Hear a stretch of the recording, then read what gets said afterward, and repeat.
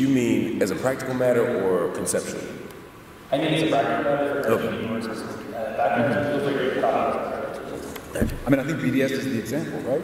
Because the same people who claim to be free speech absolutists are actively trying to pass laws to criminalize BDS, organized, right? Blatant violations of everything, right? Freedom of assembly, free speech, even in the most abstract sense.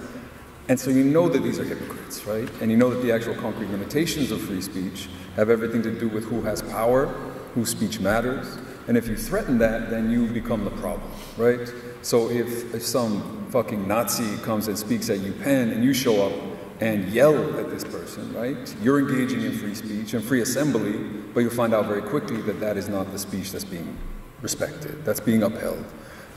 And the contours of that, the inequalities and asymmetries of that have always been there.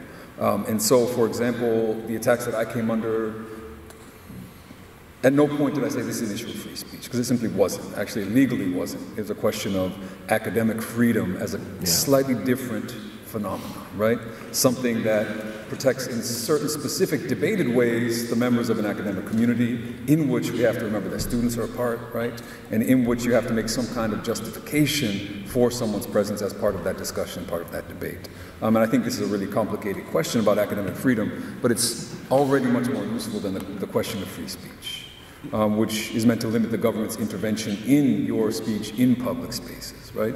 It doesn't apply to someone having a platform. It doesn't apply to someone being paid to speak. No one has a right to be paid to speak at a university. That's something that's earned, again, earned in really fucked up ways, right? Earned in ways that are elitist often, or based on sort of archaic understandings of academic prowess.